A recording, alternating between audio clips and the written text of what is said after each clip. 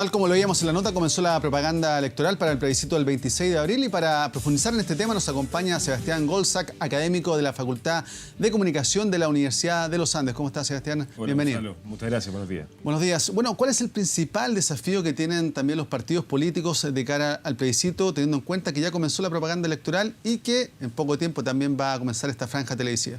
Así es, bueno, los partidos políticos tienen 50 y pocos días para poder validar, legitimar y juntar adhesión en la ciudadanía. Periodo de campaña bastante extraño porque parte con una franja televisiva bastante posterior, el 27 de marzo. Y durante esta época, más bien estamos viendo estos banderazos, estamos viendo ciertas iniciativas digitales, estamos viendo videos, estamos viendo finalmente pasacalle. Es complejo porque finalmente hoy día tenemos un montón de contextos que no están fuera de lo que va a ser el plebiscito. Contexto en que, como se decía en la nota, hay una inseguridad ciudadana, siguen actos de violencia, hay un cuestionamiento sobre eso, pero también hay ciertas intenciones de apropiarse de lo que los movimientos sociales en la calle han querido poner como agenda. Y en esa intención de quién se apropia sobre ciertos temas o qué otros temas pueden incorporarse a estas campañas es donde está la disputa, ¿no?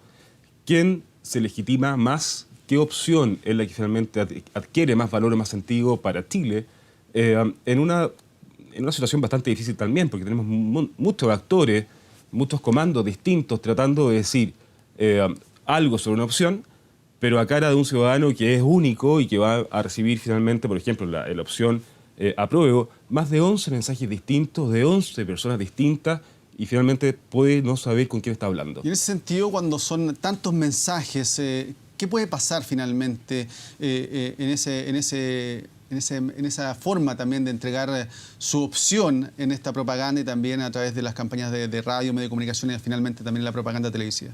Aquí yo creo que hay varios riesgos. El primer riesgo es que tenemos una campaña sobre dos opciones, refiriéndonos al plebiscito propiamente tal, no a la campaña del tipo de asamblea, que la están haciendo los partidos políticos y algunas organizaciones ciudadanas, partidos que están con un 2% de aprobación.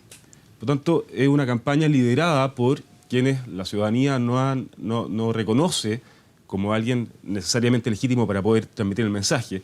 Y eso va a ser un conflicto. Eso va a ser un conflicto también para los partidos, digamos. ¿Quién va a liderar esto? ¿Cuáles van a ser los rostros? ¿Quiénes son las personas que van a estar dando este mensaje y invitando finalmente a la opción? En radio posiblemente tengamos más desarrollo de concepto y tengamos algunas elaboraciones más complejas. Sin embargo, en televisión y en otros espacios, los momentos que tienes para poder transmitir el mensaje van a ser tremendamente breves. Por lo tanto, la claridad conceptual que se va a requerir para poder hacer este tipo de campaña va a ser en el extremo importante. Sí, también lo decíamos, conversábamos previamente, Sebastián, que son hartos mensajes, eso también podría llevar a confundir tanto la opción apruebo o rechazo. ¿Qué es lo que deben hacer estos partidos? Tú también comentabas recién que se apropian también de lo que ha manifestado la ciudadanía. ¿En ese sentido están haciendo bien ese trabajo o tienen que buscar también su propia línea? Es riesgoso. Cuando tú quieres validarte a través de un mensaje que no es tuyo, sino que quieres apropiarte de eso para poder hacer sentido de tu discurso, corre el riesgo de que quien emitió el mensaje te lo rechace y te lo ponga en cuestión y te diga, mira, no es tu agenda. Por tanto, ahí hay una sensibilidad que los partidos van a tener que resolver. Y la opción rechazo, por su parte, no solamente tiene que apropiarse de esos otros mensajes, sino que tiene que validar esta idea, digamos, de poner otros conceptos, de poner otra conversación. Yo creo que va a ser un periodo electoral de muchísimos mensajes distintos, con un riesgo enorme de que se atomice el mensaje, de que la audiencia no entienda con quién está hablando o finalmente a quién está validando, o las razones por qué lo está haciendo. 11 mensajes en 15 minutos para poder entender una opción es un exceso, ¿ya? Sobre todo si eso no está coordinado y a la vista de los últimos días pareciera ser no está tan coordinado o a lo menos tan consensuado. ¿Qué es lo que deben hacer entonces? Primero consensuar, unificar ciertas miradas, establecer ciertas agendas comunes, ciertas estrategias comunes, que lo veo difícil, sobre todo por el contexto. Luego entender ese contexto. Siempre los mensajes en comunicación tienen dos grandes prerequisitos que son sine qua non. Uno, siempre es contextual. Entender el contexto es todo. Entender en qué situación está ese ciudadano, con una diversidad de ciudadanos distintos, con una diversidad de contextos distintos.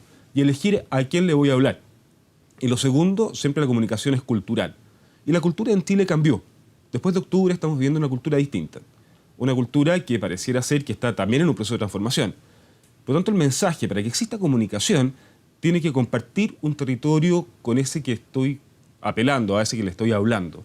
Si no encuentro en ese contexto y esa cultura ciertos elementos con los que yo puedo compartir y en eso generar un diálogo, va a ser muy complejo que esto no pase de ciertos eslogans o ciertos, no sé, más bien razones discursivas de lo que quieren hacer. Sí, también este plebiscito se da en un contexto histórico por los temas que se deben resolver durante el plebiscito del 26 de abril y claramente esto aparentemente los partidos políticos lo entienden, pero no del todo, porque acá se tienen que mostrar fuerzas unidas para lo que quieren lograr y finalmente lo que se está viendo es que no están tan unidos en los mensajes, tampoco en los discursos. O sea, lo vimos ayer.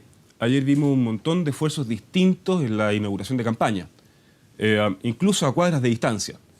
Lo que te habla de que hay agendas particulares que pareciera que no están conversando. Y eso obviamente va en desmedro de la opción que quieren validar. Te insisto, aquí hay que verlo desde la persona que recibe el mensaje. Si el mensaje tiende a ser único, la capacidad de generar valor y de posicionarse y generar atractivo es mayor.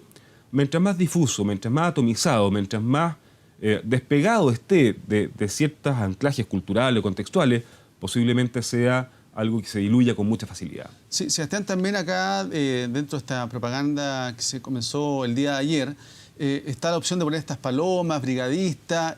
¿Tienen realmente peso durante estos últimos años? Porque ya la gente también ve estas campañas a través de redes sociales, más que en panfleto o papelería que se entrega también en las calles. ¿Qué crees tú? Totalmente de acuerdo. Yo creo que finalmente hoy día hay que entender que el gran territorio comunicacional es lo digital. Donde sea el debate, donde sea el diálogo, es lo digital. Una paloma, una vía pública, no tiene ninguna capacidad de diálogo. Es un recordatorio, es decirte, mira, existo, y una identificación seguramente con una opción, ciertas recordaciones visuales. Pero pretender que genere un diálogo es bastante iluso. El diálogo, la comunicación, la generación de valor va a estar más bien donde tú tengas la capacidad de explicar. Y eso hoy día es digital. Por eso que la preocupación del CERVEL, ¿no?, que se juntó con Facebook, con Instagram y con las redes sociales principales, digamos, para poner ciertas no barreras, pero ciertos resguardos, ¿no?, de verificación de información, de transparencia, porque estamos conscientes de que hoy día finalmente el gran debate va a estar ahí. Algunos dicen que, claro, las redes sociales, especialmente Twitter, no representan la realidad finalmente lo que puede ocurrir en una votación. ¿Tú estás de acuerdo con esos dichos? ¿Crees que también ahí se puede lograr algo para los partidos políticos? Yo creo que siempre los fenómenos sociales son por suyo complejos. Y tratar de explicarlo por una sola variable siempre es una reducción. Twitter tiene un aporte, hace un aporte de referencia. La gente puede no opinar en Twitter, pero lo lee. Cierta gente, como otros, también ven Instagram y también se referencian desde ahí. Independiente, te insisto, a que participe en ese diálogo o no. Pero obviamente hoy día son referencias importantes para quien quiere buscar información o está expuesto a mensajes y finalmente el objeto de persuasión, digamos, a quien quieren llegar con la validación de una opción. Yo creo que lo digital en sí, te insisto, es la gran referencia donde la gente hoy día transita en su vida en búsqueda de esa referencia. Y la vía pública, por cierto, es una forma de recordar, de persuadir sobre ciertos recordatorios de elementos visuales. Pero buscar una expectativa distinta a ese elemento sería, insisto, un poquito ilusorio. ¿Ya alguien podría cambiar su opción de voto con estos mensajes a través de las redes sociales o a través de esta papelería o propaganda en las calles? Yo creo que finalmente yo encuentro poco posible. La puedes reafirmar, la puedes portar. Cuando a ti te entregan un panfleto, te entregan algo para que tú lo leas, finalmente tienes dos opciones: pescarlo por educado y votarlo, pescarlo, leerlo o pescarlo y replicarlo. Lo que se busca generalmente es que la gente lo replique, no solamente que lo consuma, sino que lo porte, que finalmente se sienta parte de una opción y se sienta no solamente incluido, sino que un embajador de esa opción. Pero eso obviamente no lo consigue solamente la vía pública. La comunicación es compleja. La comunicación tiene que ver con administrar, coordinar una serie de esfuerzos que vayan tendiendo a posicionar una opción en este sentido, o sea, en este caso, más valiosa que la otra, con argumentos que a la gente le haga sentido. Yo sí creo que hay muchísima gente, hay mucha parte de la ciudadanía que está esperando entender de mejor forma este plebiscito. Creo que es un plebiscito que se está basando hoy día más bien en demandas sociales y que los partidos están tratando de ver esa agenda y ver cómo se posicionan o cómo se ponen en una posición en que puedan administrar lo que hoy día pasó. Pero obviamente van a tener que resignificarlo y ponerle una editorial. Por eso creo que hoy día la coordinación de los partidos que están en cada una de las opciones no es solamente necesaria, sino que es fundamental. Sí, ¿qué pasa, por ejemplo, ya el día 27 de marzo, comienza la franja televisiva? ¿Ah? Tienen menos de un mes para ahí también, de algún modo, darle más potencia al mensaje que quieren ellos entregar. ¿Qué es lo que deben hacer ahí? Nuevamente, yo creo que van a ser 15 minutos por cada opción. En la opción rechazo tienes 11 personas o 11 organizaciones que van a transmitir un mensaje, lo que te lleva a que finalmente cada opción o cada persona dentro de la opción va a tener microsegundos, digamos. O sea, va a ser algo que si no se resuelve bien y no está coordinado, va a ser muy similar a lo que puede pasar en la calle, con un panfleto. No por eso malo, pero es conocido el caso de, no sé si te recuerdas, de Rosa de Aric, que finalmente, claro, cuando tenía un segundo no alcanza a decir otra cosa que existo, estoy, y finalmente no es tu presencia. Televisión generalmente es para persuadir y dar argumentos en alguna extensión en una persuasión. Pero eso es parte de un sistema comunicacional y no es finalmente la única gran apuesta que hay que resolver. La gran pregunta es cómo llegamos a la franja televisiva. ¿Con qué elementos ganados llega cada opción? Para persuadir sobre ese territorio ya conquistado.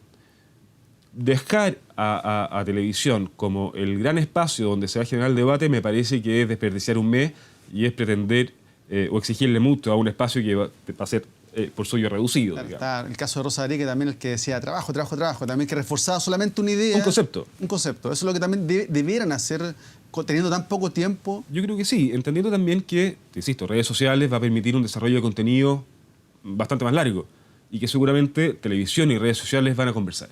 Y que televisión va a ser un recordatorio, finalmente un elemento simbólico o prominente de lo que se desarrolla en otros medios también.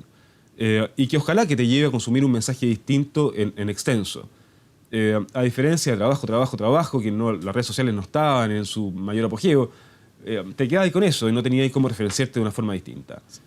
Sí, también recordemos que para el 27 de marzo, primero se presentarán a quienes llaman a votar por la convención mixta, después por los que lo hagan por la convención 100% electa para ese fin.